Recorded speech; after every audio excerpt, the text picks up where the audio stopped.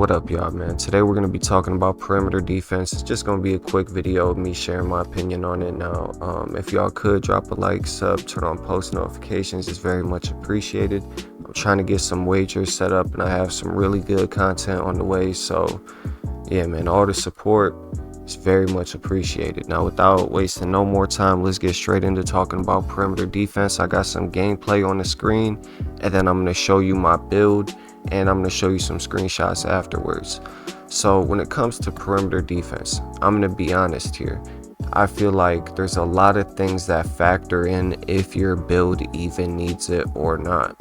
Now I have a 5'9" with like 96 perimeter defense. I also have a 6'2" with a 74 perimeter defense. And then I got a 6'4" ISO lock that has 94 perimeter. So you guys could kind of see what I'm saying here. And I got 6'6s, I got 6'10s, which all also have 89 plus perimeter. So I feel like I got a pretty good say on whether I think what builds needed or not. And I'm going to be honest, 5'9s, for example, you can have a 5'9 with 96 perimeter and they're still going to shoot over your face like you don't even got no badges.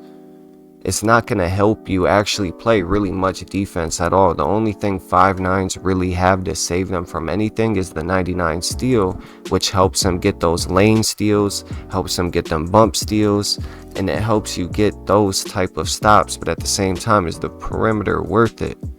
And my opinion is no. On certain builds, like for example 6'2s, 6 foot, 5'11, 5'9s, regardless of what you do, people are gonna shoot over you like you're not there.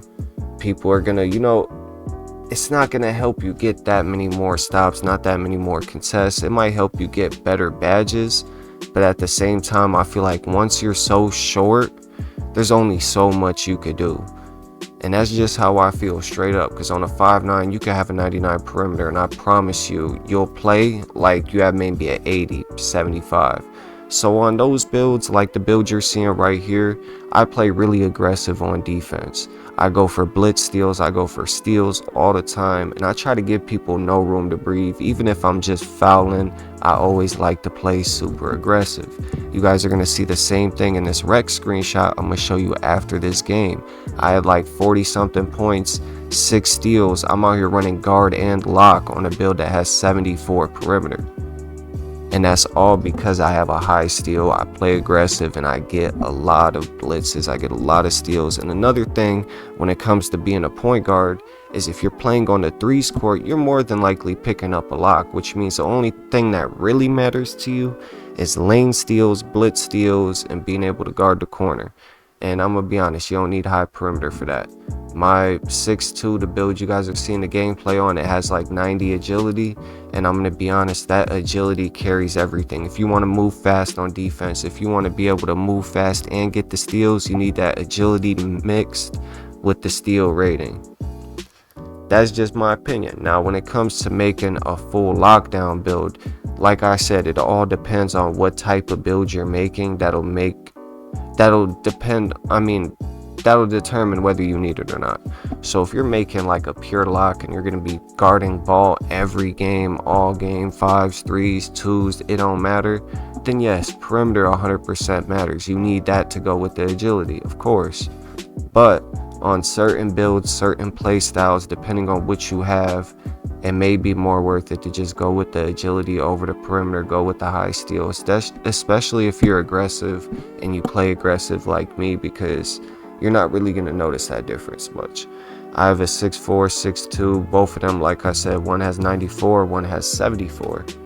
And on both of them, I feel absolutely no difference. I might be a little bit more bumpy, but at the same time, like bumpy is in like I might be able to stay on the defender and bump him around and harass him a little bit more, but I haven't noticed the difference at all in like just people shooting over me, just being able to play good defense from 6'2" to 6'4" with the perimeter drop. That's one of the things that a lot of people were concerned with when I posted my 6'2" build, 74 perimeter. They're like, damn, bro, I even had people in my Discord asking me like, how does that feel? This is just the video with my opinion. You know what I'm saying? I feel no difference on my 6'2", and I feel like with certain builds, if you're going for threes especially, twos is a little bit different. Twos, you have to have defense on your build because you're going to play against some weird shit. But when it comes to threes, I feel like you could get away with having a little bit more of a crazy build, if that makes sense. You can have low perimeter, then hide that with high agility and high steal, because you'll be in the lanes, you'll be getting bumps. They have to run court to court, you know what I'm saying? It's not as cheesy as the twos where people run play styles that are just, you know what I'm saying? If somebody's just pulling fades over you every single time, that's when you're really going to need defensive stats to be able to jump in their face. You're going to need block, you're going to need good perimeter to stop some crazy shit like that. But you guys basically get what I'm saying. It really just depends what build you got.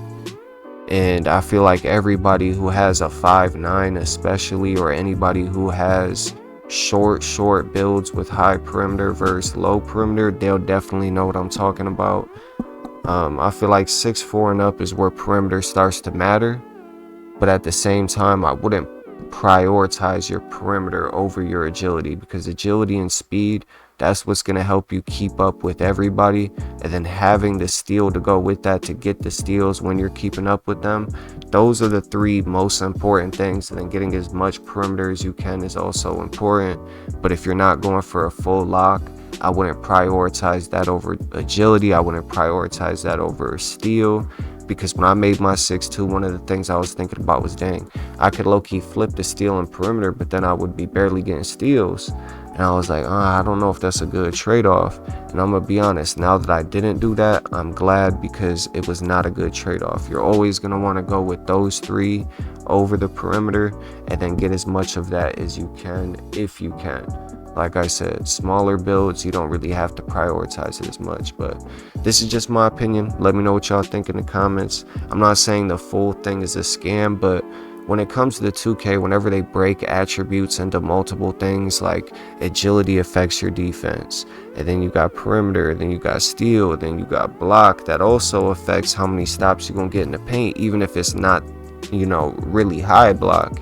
There's a lot of things that factor in different things, but when they break one attribute into multiple, like, you know, ball handling into ball handling and speed with ball, that's where things start to get tricky, because it's like, what is actually doing what is actually needed, and what can you sacrifice on certain builds, you feel me? But this is my honest opinion on it. Until the next time, your boy Harness out. This is the gameplay, everything that you need to see. 74 perimeter defense, getting crazy steals, playing good defense, holding my own. And for those who are going to be like, oh, this is a stage, or whatever the case may be, I'll be wagering on this build soon. So till the next video, your boy Harness out.